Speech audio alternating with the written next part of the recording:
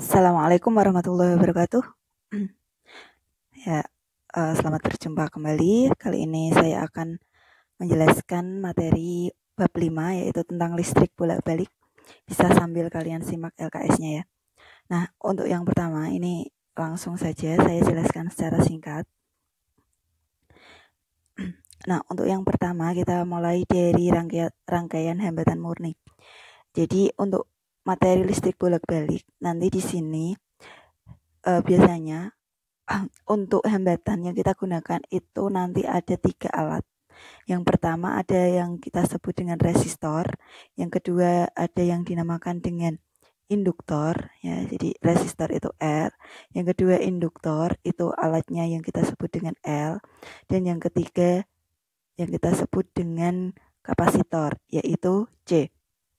Nah, ini lambang dari 3 alat tersebut, resistor, induktor, dan kapasitor. Kemudian untuk resistor ini bisa kita sebut dengan hambatan murni ya. Kemudian untuk induktor nanti kita sebut dengan hambatan induktor atau kita sebut dengan reaktansi induktif ya. Yang ketiga untuk alat yang dinamakan kapasitor, hambatannya nanti disebut dengan reaktansi kapasitif ya. Sebelum ke situ kita mulai dari yang pertama. Untuk hambatan murni atau resistor, dia punya 3 komponen ya, sebagaimana dijelaskan dalam hukum Ohm bahwa V itu akan sama dengan I kali R. Nanti berarti ada 3 komponen ini yang akan kita gunakan seterusnya. Ada tegangan, ada arus, dan ada hambatan. Tegangan itu V, kuat arus itu I, dan hambatan itu R. Ya.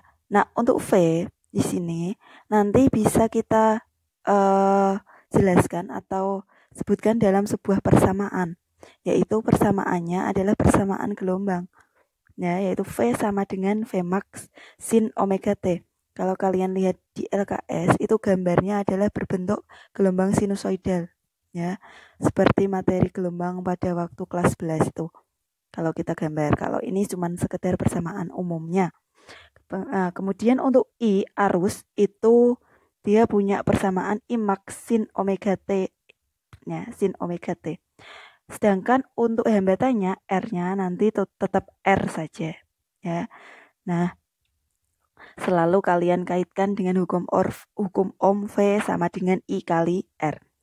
Nah, itu yang pertama. Kemudian berikutnya ini adalah ada harga efektif rangkaian arus bolak-balik. Ya, apa itu harga efektif? Yaitu nilai antara arus dan tegangan bolak-balik yang setara dengan arus searah dalam waktu yang sama. Ya, jadi ini adalah sebuah nilai saja, nilai pembanding ya. Karena di sini untuk mencari harga efektif itu dari maksimumnya ya. Ya, jadi tegangan efektif ya tinggal tegangan maksimum dibagi akar 2, ini sudah ditetapkan ya. Kemudian untuk I efektif, arus efektif itu tinggal I maksimum dibagi akar 2. Nah, itu. Nah, kemudian berikutnya ini adalah reaktansi. Reaktansi itu apa? Yaitu rangkaian pada hambatan ya. Jadi kembali ke alat tadi, ada 3 alat ya. Yang pertama ada resistor, hambatan. Itu hambatannya cukup R, di mana satuannya adalah ohm. Tapi bagaimana dengan induktor dan kapasitor? Kalau induktor, nanti hambatannya itu tidak langsung L, tidak, tapi kalian harus mencari nilai reaktansi induktifnya atau XL-nya ya. Jadi kalau hambatan pada resistor atau R itu langsung ketemu satuan ohm. Tapi kalau L ini belum, satuannya belum ohm pada alat induktor. Nah, nanti untuk L ini satuannya itu masih dalam Henry. Ya, ini satuan dari induktor ya. Ini induktor, satuannya masih dalam Henry. Bagaimana biar satuannya sama-sama ohm ya? Jadi kalian harus mencari nilai XL-nya. Ini satuannya nanti bisa berubah menjadi ohm. Nah, ini hambatan pada induktor yang kita sebut dengan reaktansi induktif ya, yaitu XL. Kita bisa mencari XL dari rumusan ini. XL sama dengan omega kali L ya, ini rumus umumnya, di mana omega ini rumusnya adalah 2 pi F ya. Jadi nanti rumusnya tinggal 2BF kali L jika omeganya belum diketahui. Kalau sudah ya tinggal memasukkan ke dalam persamaan itu. Berikutnya adalah reaktansi kapasitif. Kalau kapasitif ini berarti alatnya yang kita sebut dengan kapasitor. Ya, jadi ini yang resistor tadi. Nah, kemudian yang kedua induktor dan yang ketiga adalah kapasitor. Nah, alat kapasitor ini dilambangkan dengan C. Ya, ini namanya kapasitor. Nah, kemudian ini satuannya juga belum ohm. Pada alat C ini satuannya masih dalam bentuk farad atau F kalau disingkat. Nah, bagaimana biar dia bisa seperti resistor, biar bisa seperti hambatan yang mana satuannya ohm. Kalian harus mencari nilai reaktansi kapasitif atau XC-nya. Nah, untuk XC ini satuannya nanti sudah ohm. Ya. Nah, bagaimana mencari XC? Yaitu dari rumusan ini. XC sama dengan mirip dengan yang atas, tapi di sini seperkan 1/omega kali C, di mana omeganya tadi selalu 2PF ya. 2 kali P kali frekuensinya. Berikutnya adalah impedansi. Impedansi ini sudah masuk ke rangkaian gabungan. Jadi kalau hanya resistor sendiri ya namanya resistor, kalau induktor sendiri namanya tadi reaktansi induktif, kalau kapasitor sendiri namanya reaktansi kapasitif, tapi kalau gabungan ketiganya disebut dengan impedansi, yaitu hambatan total dari induktor, kapasitor, dan resistor, yang mana dilambangkan dengan Z. Bagaimana mencarinya ya? Nanti saya jelaskan di materi berikutnya. Di sini ada rangkaian murni dan kombinasi. Ya. Saya langsung saja jelaskan dari yang pertama. Rangkaian murni ini nanti ada 3. Ya, jadi masing-masing alat dia bisa kita rangkai. 3 alat tadi namanya ada resistor, induktor, dan kapasitor. Kita mulai dari alat resistor. Alat resistor ini rangkaiannya disebut dengan rangkaian resistif. Ini ya yang saya lingkari. Nah, alatnya tadi disebut resistor, rangkaiannya resistif, jangan salah ya. Kemudian lambangnya ini R, satuannya adalah ohm. Kemudian kalau kita gambar, nanti R itu seperti biasa yang kalian jumpai seperti rumput. Nah, ini namanya resistor. Nah, cirinya bagaimana? Bahwa resistor ini adalah antara arus dan tegangan dia sefase. Yang namanya sefase ya dalam waktu yang sama besar dan sudut fasenya sama. Ini saya jelaskan dengan gambar. Nah, untuk gambar yang pertama ini adalah gambar rangkaian. Ya, seperti hukum Ohm ada 3 komponen, di mana yang pertama di sini ini resistornya, kemudian ini tegangannya V, dan ini arusnya. Kemudian yang kedua di sini adalah diagramnya. Nah, ini dalam bentuk gelombang sinusoidal. Karena arus dan tegangan sefase, jadi untuk penggambarannya arus kita mulai dari sini. Titik awal, ini arusnya. Nah, ini gelombangnya sinusoidal karena persamaannya tadi mengandung sin ya. Ini I. Kemudian untuk V-nya karena dia sefase, maka dimulai dari titik yang sama. Cuman nah ini titik yang sama. Jadi yang kalian perhatikan hanya awalan titiknya ini. Kalau dia awalannya sama berarti dia sefase. Kalau sefase rangkaiannya disebut rangkaian resistif. Tuh ya. Kemudian untuk diagram fasornya, nah ini bisa kita buat dalam bentuk fasor itu seperti vektor ya. Jadi nanti untuk yang resistif ini dia berada pada sumbu X di sebelah kanan. Jadi VR dan IR-nya sama-sama di sebelah kanan karena dia sefase. Fasenya sama, letaknya juga sama. Nah, kemudian kita aplikasikan ke dalam hukum Ohm. Ya, jadi hukum Ohm sendiri itu kan V sama dengan I kali R. Ya, jadi ini selalu kita gunakan di bab ini. Ya. Nah, untuk V sendiri kalau kita buat persamaan gelombangnya itu adalah Vmax dikalikan sin omega T. Di mana Vmax, nah ini kalau kita hubungkan ke V sama dengan I kali R, ya tinggal Vmax sama dengan Imax dikali dengan R. Ya, tinggal seperti ini.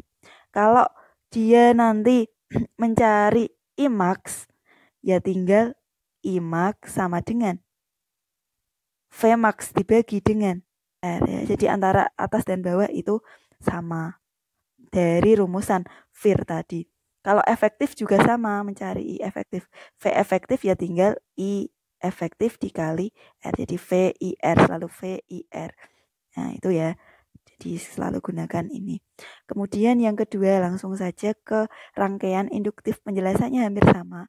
Nah tapi di sini hanya beda di alatnya. Alatnya namanya induktor. Ya, alat induktor tadi lambangnya adalah L besar. Satuannya dia belum ohm, dia masih Henry. Ini satuan dari induktor. Nah, kalau resistor tadi kan satuannya langsung ohm, sehingga hambatannya cukup R. Tapi kalau induktor, hambatannya nanti kalian masih mencari reaktansi induktifnya, seperti yang sudah saya jelaskan di atas. Mencari XL-nya. Dari rumusan apa tadi? Yaitu omega kali L. Lanjutannya tadi. Ya, jadi untuk rangkaian induktif, ini dia alatnya kita sebut dengan induktor, di mana induktor sendiri dilambangkan dengan L yang mana satuannya Henry. Ya, untuk mencari hambatan pada rangkaian ini itu kita sebut dengan reaktansi induktif atau XL. Ya, di mana untuk mencari XL dari rumusan yang sudah saya jelaskan di atas, yaitu XL sama dengan omega kali L. Nah, ini nanti XL sendiri satuannya baru ohm ya. Nah, untuk induktor ini kalau kita gambar itu seperti ini yang saya lingkari dan lambangnya adalah L biasanya ya. Kemudian cirinya bagaimana? Nanti untuk diagramnya dia akan terjadi selisih sudut fase 90 derajat. Jadi bedakan dengan yang resistif tadi. Kalau tadi dia sefase antara arus dan tegangan, dia diawali dengan titik yang sama. Tapi kalau ini nanti arus akan ketinggalan terhadap tegangan. Selisihnya berapa? Yaitu 90 derajat atau pi per 2. Nah, ini yang kita sebut dengan induktif. Nah, ini saya jelaskan dengan gambar. Untuk gambar yang pertama ini sama seperti rangkaian resistif tadi, bahwa ada 3 komponen di mana nanti hambatannya ini dalam bentuk XL ya. Kalau alatnya itu L, tapi untuk mencari hambatannya kita cari dengan menggunakan XL yaitu omega kali L. Nah, ini I dan ini adalah V-nya. Kemudian untuk sinusoidalnya, karena dia terjadi selisih sudut fase, maka antara I dengan V ini diawali dengan titik yang berbeda. Arusnya akan ketinggalan, sehingga nanti arus ini V-nya dulu. Kita gambarkan. Ini V-nya dulu, diawali dari titik 0. Tapi untuk arus nanti dia ketinggalan 90. Jadi arusnya nanti dimulai dari sini. Nih, kemudian ini pas di tengah-tengah ini 90. Nah, ini juga sama. Ya. Terus sampai sini. Dan seterusnya. Jadi yang kalian perhatikan untuk memudahkan pembelajaran kalian, ini adalah di titik awalan ini. Bahwa ini adalah arus dan ini adalah V. Nah, kalau di puncak ini berarti V max. Kalau arus di puncak ini arus maksimum. Karena dia tadi arusnya ketinggalan, nah gambarnya akan seperti ini. Arus ketinggalan 90 derajat terhadap tegangan. Ya, jadi bisa dipahami ya. Bandingkan dengan yang tadi. Dia tidak ketinggalan, dia sefase ya, titiknya sama. Tuh saya ulang lagi. Kemudian untuk diagram fasornya, nanti kita buat dalam bentuk vektor bahwa untuk diagram fasornya kita kaitkan dengan untuk diagram fasor pada induktor ini ya, kita hubungkan antara V dengan I-nya. Karena tadi arusnya ketinggalan, maka untuk yang tidak ketinggalan atau yang tegangannya letakkan di kanan. Ini sebagai tegangan pada induktor atau kita namakan dengan VL. Arusnya kita letakkan di bawah. Dia ketinggalan 90 derajat. Di sini sebagai IL. Ini sebagai diagram fasornya. Ya, jadi seperti ini gambarnya. Kemudian nanti untuk mencari V maupun IL-nya, kita gunakan dari rumusan hukum Ohm. Selalu gunakan ini. Tapi bedanya dengan yang atas, nanti hambatannya di sini adalah memakai reaktansi induktif. Ya, jadi di sini hambatannya bukan R tapi memakai XL. Ya, jadi V sama dengan I kali XL ya. Jadi di sini loh bedanya dengan yang resistor tadi. Nah, di mana XL ini saya ulang terus adalah omega kali L. Kemudian untuk persamaan sinusoidalnya nanti bedanya dengan yang resistif, dia nanti ada tambahan. Jadi kalau yang ini itu arusnya kan ketinggalan, berarti untuk I-nya nanti akan ada tambahannya min 90 derajat. Ini fasenya. Nah, kalau VL-nya ini berarti plus 90 derajat. Kalau yang resistif tadi, dia tidak ada tambahan atau pengurangan, hanya sin omega T kalau ini ada. Nah, itu ya memudahkannya. Untuk Vmax sendiri selalu kaitkan dengan hukum Ohmnya, berarti nanti ya tinggal Vmax sama dengan Imax dikali dengan XL. Ataupun Imax sendiri yaitu Imax sama dengan Vmax dibagi dengan XL. Seperti ini ya. Begitu pula dengan yang efektif. Tinggal kalian kaitkan dengan hukum Ohmnya. Kemudian berikutnya kita masuk ke rangkaian kapasitif. Nah, ini sama. Untuk kapasitif ya alatnya disebut dengan kapasitor, di mana untuk kapasitor ini lambangnya C. Satuannya nanti dalam bentuk farad. Bagaimana mencari hambatannya yang kita sebut dengan reaktansi kapasitif? Nah, yang mana nanti satuannya adalah ohm. Ya, berarti ya kita tinggal mencari nilai Xc dari rumusan yang sudah saya jelaskan di atas, yaitu Xc sama dengan 1 per omega C. Kemudian ini gambarnya, yaitu dia seperti ini. Jadi garis yang sama panjang 2. Ini namanya kapasitor. Nah, cirinya apa? Dia sama, terjadi selisih sudut, cuman bedanya berkebalikan dengan induktor. Kalau tadi arus ketinggalan, kalau yang di sini arusnya mendahului tegangan. Selisihnya sama, beda fasenya adalah 90 derajat. Nah, ini gambarnya. Yang pertama adalah gambar rangkaian hukum Ohm biasa, di mana hambatannya adalah ini. Karena alatnya kapasitor, nanti hambatannya ya XL ya. Ini adalah sebagai arus, ini sebagai V. Kemudian untuk sinusoidalnya, dia nanti bahwa arusnya mendahului tegangan. Berarti yang di sini adalah arus. Ini, mohon maaf. Ini arus, kemudian tegangannya adalah ketinggalan. Jadi dia di sini, cuman lebih. Nah, ini V-nya. Jadi awalannya ini yang jadi titik poin. Ini I, ini V. Ya, ini ya. Kemudian diagram fasornya masih tetap sama. Ya, bahwa untuk arus dan tegangan sekalian sesuaikan, yang mendahului berarti yang letaknya di sini. Berarti ini sebagai IC, yang bawah nanti sebagai VC karena arusnya mendahului tegangan. Jadi yang di sebelah kanan yang lebih dahulu.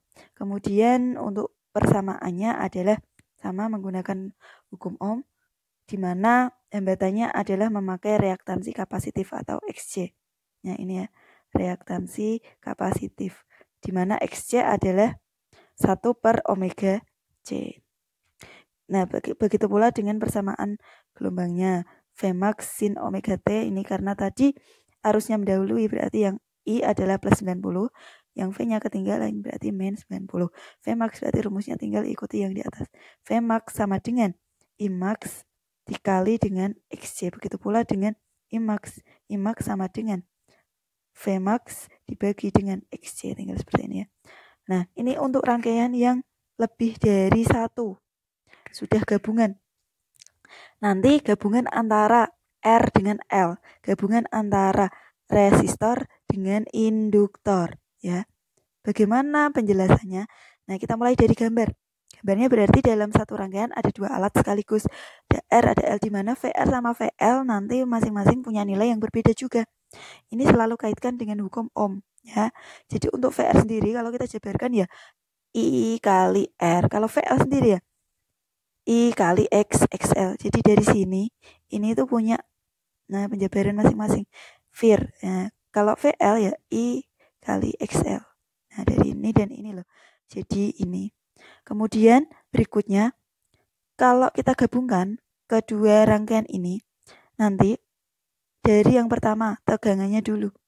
Mencari tegangan total dari gabungan ini, kita gambarkan ke diagram fasor. Bahwa VR dan VL itu kalau kita gambar diagram fasornya itu bentuknya seperti ini. VR-nya berada di sebelah kanan, jadi untuk resistor itu selalu berada di kanan, dan untuk induktor nanti di atas. Sehingga untuk V total, nah ini seperti rumusan Pythagoras ya, tinggal di akar kuadratkan. VR kuadrat ditambah VL kuadrat. Begitu pula dengan hambatan.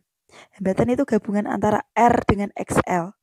Ya, hambatan totalnya itu yang kita sebut dengan Z atau impedansi. Impedansi di sini berarti impedansi yang terdiri antara R dengan L, ada dua saja ya, tidak sama C karena rangkaiannya ini cuma RL. Nah, bagaimana mencari hambatan totalnya kalau rangkaiannya ada RL? Tidak langsung R ditambah L, bukan, tapi kita gambarkan ke dalam vektor juga fasor tadi. R-nya di sebelah kanan, XL-nya di atas. Ingat ya, yang dicari adalah XL, bukan L. Nah, sehingga untuk mencari Z itu rumusannya sama persis dengan mencari V, akar R kuadrat ditambah XL kuadrat. Nah, untuk mencari arusnya itu dari rumusan hukum Ohm. VIR karena dia hambatannya adalah gabungan RL berarti Z. Nah, makanya V sama dengan I kali Z, di mana I nanti jadinya ya tinggal V dibagi dengan Z. V-nya dari ini, Z-nya dari ini. Ya, itu nggak. Nah, begitu pula dengan rangkaian yang kedua, RC, gabungan antara resistor dengan kapasitor. Kalau digambar ini sama, di mana VR-nya tadi rumusnya ya I kali R, kalau VC ya I kali XC, di mana XC itu 1/omega C. Nah, ini.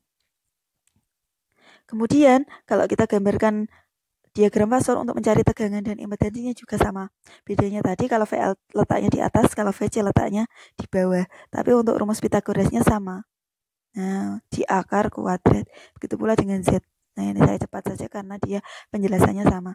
Untuk mencari I ini juga sama, yaitu tinggal I sama dengan V dibagi dengan Z. Z-nya dari ini, V-nya dari yang ini. Tuh ya. Nah, untuk yang ketiga, ini gabungan ketiga-tiganya. Rangkaian seri RLC. Ya, jadi dalam satu rangkaian ada 3 alat sekaligus, resistor, induktor, dan kapasitor. Nah, bagaimana penjelasannya? Ya, kita mulai dari diagram fasornya. Nah, ternyata kalau kita gambarkan ketika ada 3 alat digabung, itu nanti untuk R tetap di kanan, untuk L tetap di atas, dan untuk C tetap di bawah. Tapi untuk mencari V total, ya, nanti kalian seperti mencari vektor.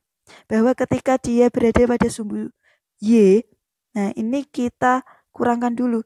Ketika ada yang satu di atas, yang satu di bawah, maka V-nya yang di sumbu Y adalah VL dikurangi VC. Berarti V total, nah ini tinggal kita uraikan. Ya, jadi nanti V total ya hasilnya adalah akar yang ini VR kuadrat ditambah dengan, nah karena sumbu Y ada 2, VL dan VC kita kurangkan. Nanti jadinya adalah ini, VL dikurangi VC baru dikuadratkan. Nah, maka jadi rumus V totalnya ketemu rumusan ini. Tuh ya. Begitu pula dengan yang Z. Yang Z nanti cara mencarinya sama persis. Ya, jadi rumusannya ketemu. Untuk XL-nya letaknya di atas, XC-nya di bawah. Maka kita kurangkan dulu. XL dikurangi XC. Sehingga Z sama dengan akar R kuadrat ditambah XL dikurangi XC kuadrat. Itu ya. Kurang sedikit. Kita lanjut ke ada 3 rangkaian. Yang pertama rangkaian disebut atau bersifat induktor jika apa? Jika nilai XL-nya lebih besar dari nilai XC-nya. Ya jelas ya. Kalau reaktansi induktifnya lebih besar, maka disebut dengan induktor. Kalau reaktansi kapasitifnya lebih besar, maka sifatnya ya kapasitor. Kemudian kalau dia resonansi, itu adalah sama. Ya, saya kira cukup sekian penjelasan untuk bab 5. Semoga